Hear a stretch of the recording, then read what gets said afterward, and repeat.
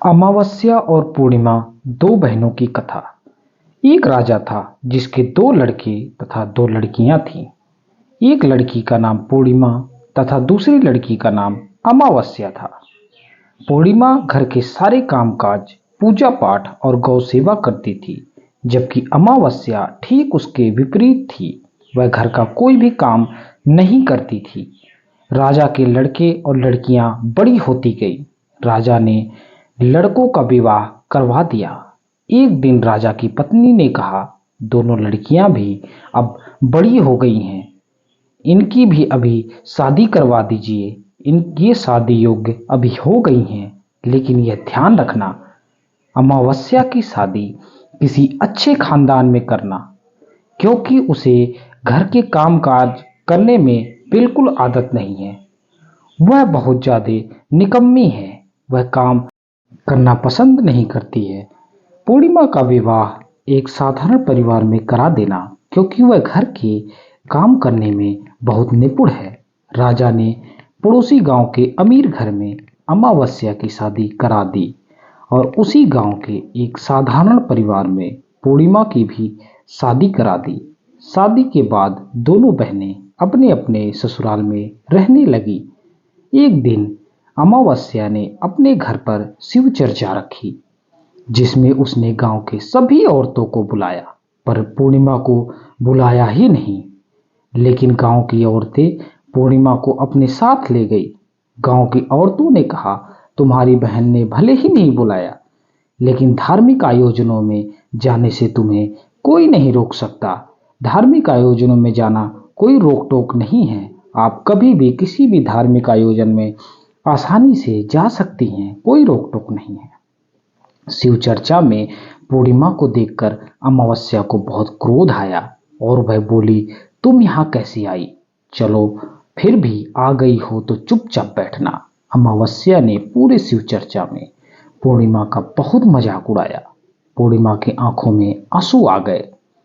फिर भी मन ही मन पूर्णिमा भगवान शिव से प्रार्थना करने लगी, हे प्रभु, क्या भक्ति सेवा करना पाप है?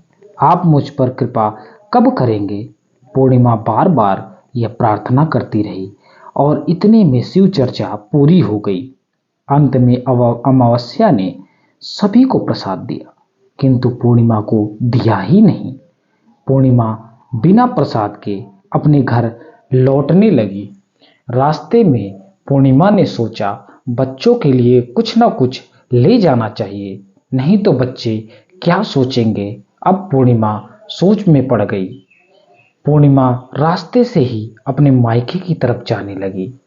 रास्ते में उसे एक चबूतरा मिला, जिस पर एक बूढ़ी औरत बैठी थी। वह कोई और नहीं, साक्षात तुलसी माता थी। उस बूढ़ी औरत ने कहा, बेटी, इस तुलसी के पौधे की थोड़ी सेवा कर दो। पूर्णिमा ने चबूतरे की थोड़ी साफ सफाई की और तुलसी के पौधे में पानी डाला। अंत में बूढ़ी माता ने कहा, वापस आते वक्त मुझसे एक बार मिलकर जरूर जाना। पूर्णिमा रास्ते में आगे की तरफ बढ़ गई। रास्ते में उसे एक शिव मंदिर मिला, जिसमें एक बूढ़े बाबा बैठे थे। बूढ़े बाबा ने पूर्णिमा से मंदिर की साफ सफाई करने के लिए कहा। पूर्णिमा ने मंदिर की साफ सफाई की और पूजा अर्चना भी किया। वह बूढ़े बाबा कोई और नहीं, भगवान शिव जी थे, जो पूर्णिमा की परीक्षा ले रहे थे। अंत में बूढ़े बाबा ने कहा, बेटी, वापस आते वक्त एक बार मुझसे मिलकर जरूर जाना। पूर्णिमा बूढ़े बाबा को प्रणाम करके रास्ते में आगे की तरफ बढ़ गई। रास्ते में उसे एक काली मंदिर मिला, जिसमें एक बूढ़ी माता बैठी थी।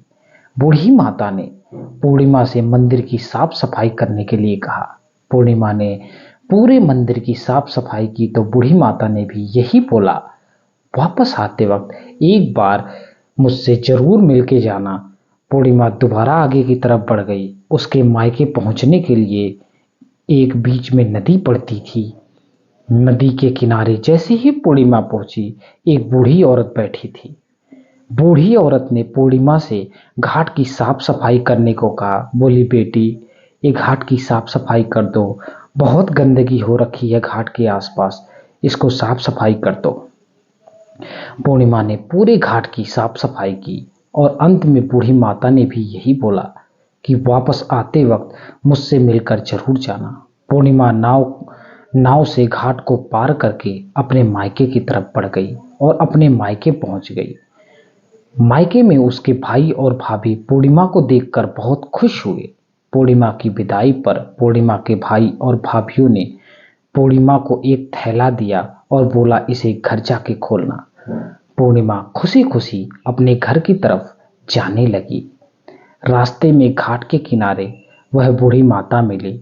बूढ़ी माता ने भी उसे एक थैला दिया और उन्होंने भी बस यही बोला कि घर जाके बेटी यह थैला खोलना, इस थैले को रास्ते में मत खोलना, केवल अपने घर पर ही खोलना बेटी। आपको वो सामान मिल जाएंगे जो आपको चाहिए, बस घर पर ही खोलना। ठीक उसी प्रकार पूर्णिमा को काली मंदिर, शिव मंदिर तथा तुलसी माता के चबूतरे के पास एक एक थैला मिला। सभी ने कहा, बेटी थैलों को घर जाके खोलना। पूर्णिमा अपने घर पहुंच गई। पूर्णिमा को देखकर पूर्णिमा के बच्चे बहुत खुश हुए। अब पूर्णिमा ने बच्चों के सामने ही सभी थैलों को बारी बारी से खोलना आरंभ किया। मायके वाले थैले में से सभी के लिए कपड़े निकले। गंगा मैया वाले थैले में से सोना और चांदी निकले। काली माता वाले थैले में से 16 श्रृंगार निकले। भगवान शिव जी वाले थैले में से धन संपत्ति निकला और तुलसी माता वाले थैले में से राशन निकला। अब पूर्णिमा के घर में किसी भी चीज की कोई कमी नहीं थी। पूर्णिमा ने भी एक दिन अपने घर पर शिव चर्चा करवाया और सभी को बुलाया अपने घर पे। पूर्णिमा ने गांव की सभी औरतों के साथ साथ अपनी बहन अमावस्या को भी बुलाया। अमावस्या पूर्णिमा के घर इतने सारे धन वैभव देखकर दंग रह गई और पूर्णिमा से जिद करके पूछ ही लिया कि आखिर उसके पास इतनी धन संपत्ति कैसे आई।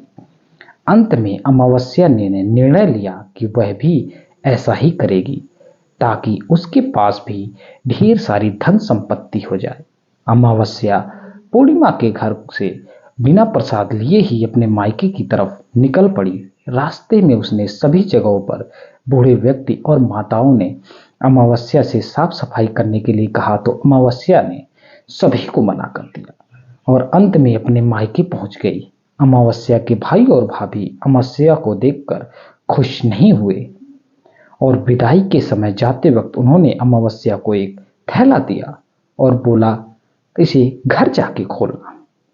अमावस्या को बाकी 4 जगहों से भी एक एक थैली मिली और सभी ने कहा, इन थैलों को अपने घर जाके खोलना। अमावस्या ने घर जाकर सभी थैलों को बारी बारी से खोला तो वह देखकर दंग रह गई। सभी थैलों में कंकड़ पत्थर और मिट्टी भरे थे। अमावस्या बहुत निराश हुई और अपनी बहन पूर्णिमा के पास गई और सारी कहानी बताई पूर्णिमा को। पूर्णिमा ने अमावस्या को भगवान शिव जी के सच्चे मन से पूजा करने के लिए बताया। उसने बोला, भगवान शिव जी का सच्चे मन से आराधना करने से भगवान शिव जी उस पर कृपा करेंगे। भगवान शिव जी बहुत भोले हैं। अमावस्या ने अब ऐसा ही किया और कुछ ही दिनों में अमावस्या का उद्धार हो गया। अमावस्या के पास भी धन संपत्ति वैभव आ गए और अमावस्या भी अभी पूजा पाठ करने में लीन होने लगी।